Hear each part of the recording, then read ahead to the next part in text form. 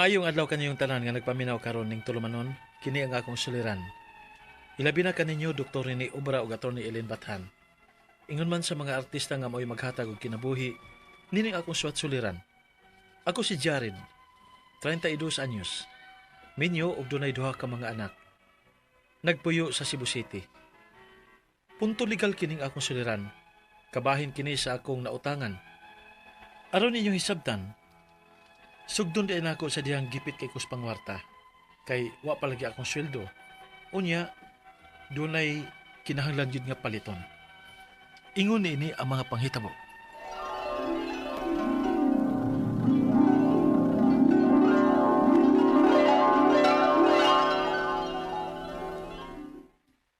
Dong, wa na tayo bukas. Unya ting klase na sad sa mga bata next week. Mao ba day?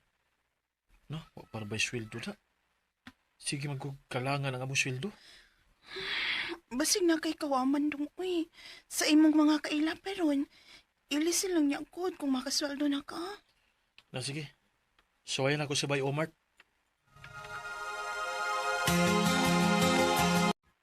Nah, pasensya jud kay pre. Wajud ko'y kapahuam ni Maron kay yung saon. Gikan mabayan ng anak akong asawa. Walang-wala pa si kay Meron God. Mao ba pre? Sige pre, salamat kayo. Pero pre, na ako'y kaila pre nga magpahuam pero ambot ka ha kung okay ba kasi ang patong. Dako-dako masagod. Pila masab pre? Kung 500, 100 ang patong, unya kung 1,200. Pila man di imong huwamon? 3 unta ma'am? Kung 3,000, 600 ang patong. Mao ba ma'am? Okay ra ma'am. Kinahanglan lagi kayo. Nya, kano sa ako kung mubayad ani ma'am? Kada kano sa Kuan, kung ako ang imong utangan, usa ka semana ra gyud ko magpahuwam. Usa ka semana? Oo, pero dili ka ang mabalaka. Kay kung dili ka makabayad sa full, pwede raman ang 600 lang una ang imong unahon. Bali ang interest, imo unang bayran. Unya, kung dili gihapon ka kabayad sa full sunod semana, 600 na pod. Hangtod nga, makahatag yun ka nako sa tibuok nga 3,006. Mao ba ma'am?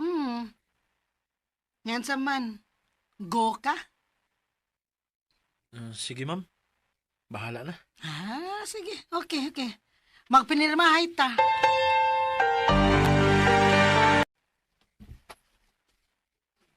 Sobra raman sa nang iya, uy. Kadako gud niya patunggod. Unya, pitura ka adlaw. Wag kita mahimo ana day. Dili, musugot lang siyang terms kay kita may nagkinahanglan.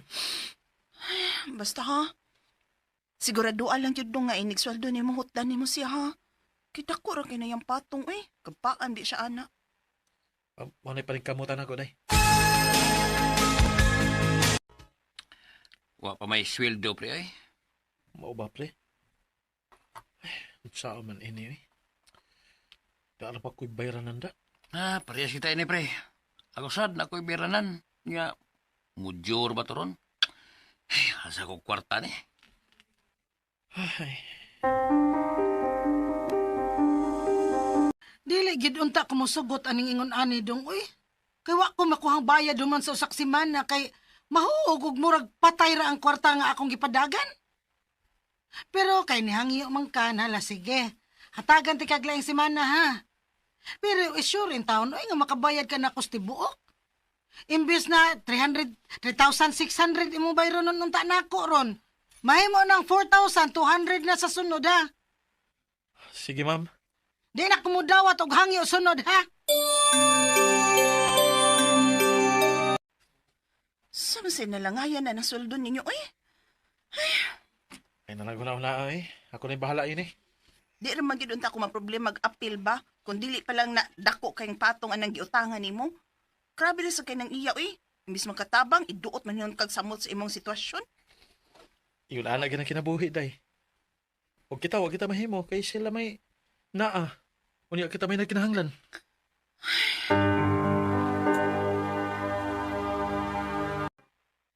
Sa ato pa. Wa pa jud di ka magkabayad. Wa palagi bay.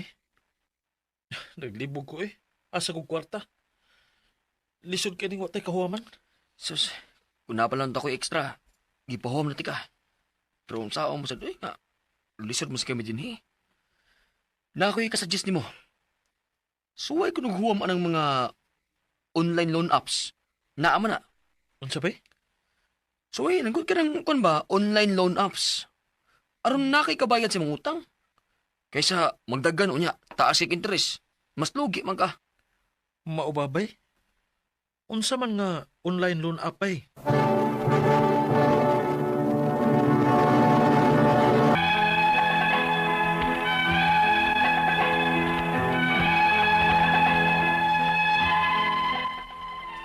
Tungod sa kawadon, napugos kog panghuam sa lain.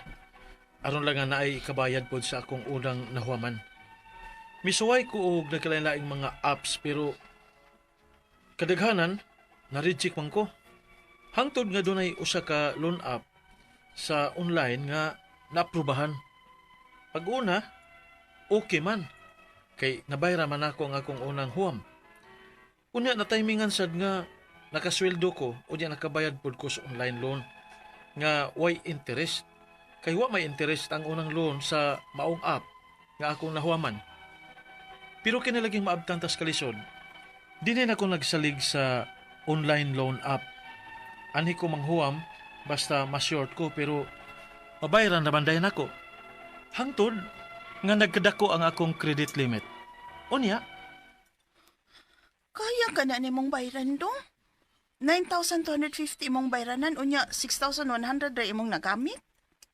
hangkawa bitaw ni akong pagkahuama karon dayo eh. Wa man ko magdahom nga mabot ini nga kantidad ug dako man day kaayong silag kon patong na ini. Wa pa sa ko nila tagig breakdown good kung pila ray ma-imburse nga kwarta sa GCash. Gidiretso mahino nila ni send nako. Naunsa man na, uy? Sige lang. Papangitaan na siguro niya akong paagi.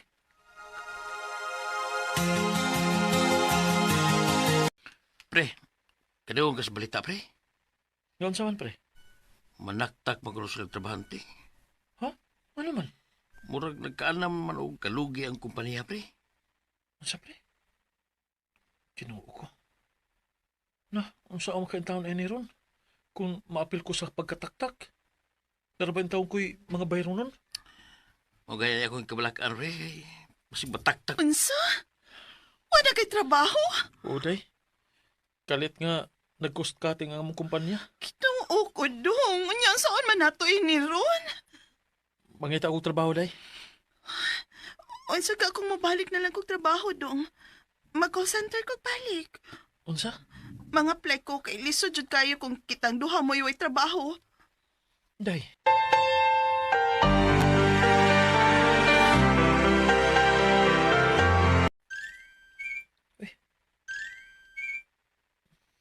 Kadaghan ba ng miss call na niya akong cellphone? Sa nagkalalaing numero?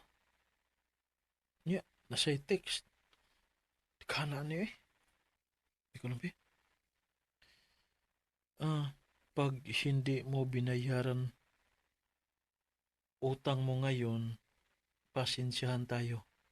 Idadamay ko pamilya mo lalo na yung pamilya ng Facebook friends mo at ipopost ko larawan nila sa page na municipality at itatag ko sila isa-isa.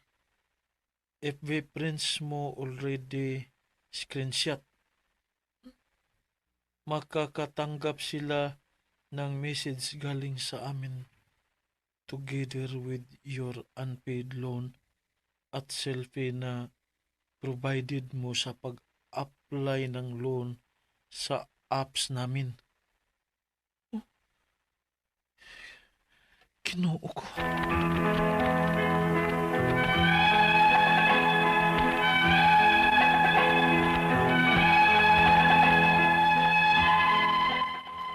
Sa tinuod lang, grabe kay sila makadag haras nako sa text. Daghan sila mga threats nga i-post ko nila sa Facebook tungod aning akong utang nga wa pa nako mabayri. Ang ako mga pangutana mao kini mosunod. Unang pangutana. Grabe ang ilang harassment sa ilang mga text namo. Bisan pa man o nabayaran na namo sila hinay-hinay, pero mao lagi dili mi makahimo sa pagbulto gyud kay kada adlaw nagdako man ang ilang interest. Unsa may maayong buhaton ini? Amo ra bang pasagdan? Ikaduhang pangutana. Makasuhan ba sila nining ilang sigig pangharas namo sa text? Ang ako manggugikadlukan kay naa sila'y data nako. Nakapasa ko valid ID ingon man sa specific nga address nako. Mutsat unta ko sa ilang customer services pero dili man available. Unya ang ilang number pod nga nakabutang sa apps dili man matawagan. Unsa may angay na akong buhaton? Ikatulo nga pangutana, sa tinuod lang. Nakabayad na gid mi sa kantidad nga among nagamit. Bali ang nagdagan karon nga bayro nun kay interest na lang. Kay 5 pa lang gani kaadlaw ang among overdue, imbes 9,000 kapin ang among bayro nun, naabot na mahinon og 12,000. Dili ba guni illegal ang ilang pamaagi? Murag dako ra magid kaayo ang ilang interest good. Ikaupat og katapusan. Pananglit, dili gid namo mabayaran og tiwas kay kun buot hunom naon, nakabayad na mamis kantidad nga amo yung nagamit. Mapriso ba ko niini? Kaysa pagkakaroon, napami ongoing nga 8,000 plus nga bayro no nila. Unya ka na, mahog og interest na lang. Palihog, tabangi og tambagi ko. Kini ang akong suliran, Jared. Mayong adlaw mga suking tigpaminaw kini si Attorney Elaine Bathanog. Ako today ang muhatag ninyo og tambag, tubag, solusyon, kalinawan sa inyong mga pangutana, mga problemang may punto, legal, personal, mga problema nato sa ato ang kapikas ka relasyon, sa ato mga kabtangan, ato mga dokumento, no? Kung unsa ato mga gibate din ha, nagsakit ta, nalipay ta, gikilig ta, uy, i-share pod na, uy, pahibaw apod mi, no? Na if ay na mo pagduha-duha, ay mo pagdugay-dugay ipadala ang inyong suwat sa suliran_612@yahoo.com or sa ato ang Facebook account nga kiniyang akong suliran official writers page. Pwede sa datong ipadala sa 3rd floor Jose R. Martinez Building, Osmeña Boulevard, Cebu City. Hi guys, ug kumusta man ang ato ang mga suking tigpaminaw? Hinaut unta nga sa matag adlaw maminaw mo whether ako si Dr. Obra nga mutambag sa mga punto medikal nga mga pangutana or naa matimingan gyud nga kaming duha mag-abot diri studio, kaming duha mo'y magkuyog mo hatag og tambag maski unsang punto ha ang matimingan nga agyud gihapon mo'y makutlo nga pagtulunan nga makahatag ninyo og kadasig og inspirasyon nga makaingon mo normal sa kinabuhi nga naay mga obstacles, nga naay mga problema, normal ra dining ako ang giagian, dili ra di ay ko giselota ni Lord. In fact, panang palangga man di ay ko, no? Og mudasig ko, mupadayon ko ngano gud in taong mag-urong kong magbagot-bot ko. No sus kamo din ha in town guys. Naghan kitag mga mabasa usahay nga ma-depress, maguol, normal man na pero ay mugpada. Timan igyud ay lang gyud nagwagtangas inyong huna-huna nga ug unsa man gani ka kusog sa uwan ting uwan man ron, unsa man gani ka ngit-ngit sa kagabhion mo gawas ra gyud ng sidlak sa adlaw. Paabot lang, dasig lang. O kinahanglan mo padaplin para ipatuang, kinahanglan nga mo pos, normal ug okay ra na siya. Apil na sa cycle sa ato ang kinabuhi. Parihara gyud anang sa pagran ba? Dagan-dagan man ko hinay god, di ko ta parehasa ng uban din ha nga mga elite nga mga runner. Pero nalipay ko kay makakuanta niya ato alang yun nga ato alang yun is that ato ang mapakitaan nga need na to no nga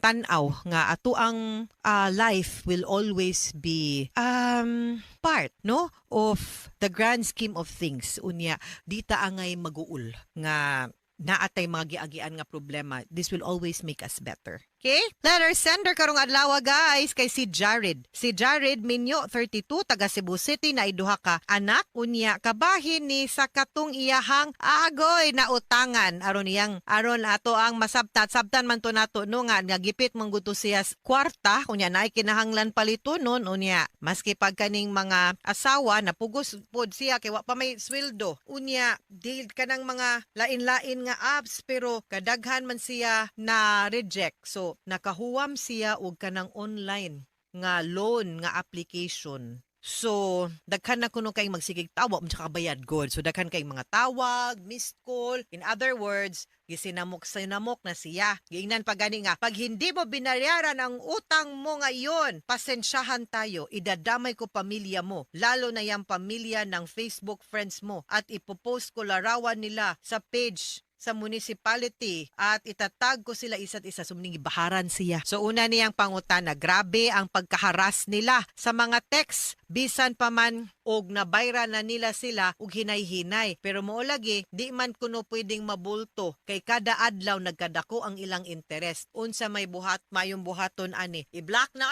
kasamok ba anang magtuga-tuga mo pautang niya kuman mangharas mo, di bitaw kani sila ba mga loan shark manggod ni sila ang ilahang negosyo magpautang unya mangharas dagko kay og interest unya mangbahad og mangharas. Ang ilag yung gusto biktimahon kana yung gipit gyud kapits patalim na lang gyud ba kanang buhok na lang nagkupot no bugto na og di pa makahuwam dinha gyud na sila mo enter musod unya kung di makabayad dako kay patong no kanang user gyud ba user unya dako kay patong muna grabe sad sila mangharas ug mangbahad kay kanipong mga klases tawhana sama ra pod nimo Jared dali man kaayong mauwat mabiktima og hulga no so ayog padalaan ng hulga timan kung wa kay gi-issue check wa gyoy na priso sa utang no? So, kung kato tinarong to nga pagpangutang, di gyud ka angay magproblema ana. Ayaw og kaguol kay kana tanang bahad niya nimo illegal na tanan. I-trace lang gyud og kinsay ngan anang tawhana og unsay address. Kay kung buhato na niya no pakauwawan mo no pwede gyud na ninyong sumbalikan og kiha mas mauna pa silang kapriso kaysa nimo nga wa ka bayad sa utang munay timan ikaduhang pangutana makasuhan ba sila aning ilang sigig pangharas namo sa text ang ako manggong gikahadlukan kay naa sila'y data nako nakapas ko og valid ID ingon man sa specific nga address nako muchat unta ko silang customer service pero di man sila available unya ang ilang number pod nga nakabutang sa app dili matawgan unsa may akong buhaton o diklaro kayong fraud sila, kibaw ka, ang tao nga klaro og legit ang kanang negosyo nga pagpangupautang ba, di gyud na mo agig hulga kung mangulikta. Ang ilahang buhaton pod ana adtog small claims dito sa korte. Kung di pod mo kabayad, no, dili namang hulga ayog kaguol ana. Pasagdi na sila kay di sad na sila pwedeng makabuhat og maski unsang dautan ang ako alang kuha ag tarong ilang pangan ug di gani i-block na sila. Okay? Ay na sila tagda. Katulong pangutana, sa tinuod lang nakabayad na gyud mi sa kantidad nga among nagamit ay okay na bale ang gadagan ang bayronon mo na lagi ni ang interest kay 5 palang gani kaadlaw mo overdue imbes ang na 9k kapin ra among bayronon naabot naman og 12 grabihan no dili bagod ni illegal actually sa una naagud ni cap ang mga interest karong mga panahon na wa man gyud klaro ang usury law mahug man guna nga ang balaod nag-ingon nato nga ikaw mo enter kag utang manggod kontrata man na nakasabot ka beforehand nga mao ni ang interest nga imong bayronon sa imong gihuwam usahay honestly lisod sad gyud kaayo nga sa panahon nga kanang tingbayad na diha pa ta mo reklamo nga bugat wa na to gihuna-huna not thinking no nga atong panahon nga wa may nagsugo na tog mangutang of course kibaw ko nga gipit pero sure pug ko nga dapat pud unta gisabot ninyo ang inyong obligasyon og tulumanon based on the interest sa inyong pagbayad nga dapat pud ninyo tumanon dinha man gud na pud magsugod ba I mean I'm talking about kanang mga legitimate pud nga mga nagpautang tarong pud ang ilahang negosyo nga di pud nato sila ingnon nga dautan sila kay wa man puy namugos di man pud to pinugsanay ang pagpautang di ba wa man mo gitiunan para mangutang kamo may nangutang gyud pod di ba so well kana pero ang kana lang pong paagi sa pagpangulikta kana pod mo'y dili sakto no unya pwede ra man gud pud na makompromiso nga ay nalang palabig kadako kay tunal na bayran naman ang principal kanina aton tiwaso niya ay na pod stop na pod ang sigig padagan pod sa interest of course kay negosyo man pod ni ang pagpaningil pod nato di pod ta kinahanglan manghulga sayop sad na. Mga sukintig paminaw, hinaot unta nga naamoy nakutlo na pagtulunan karong adlaw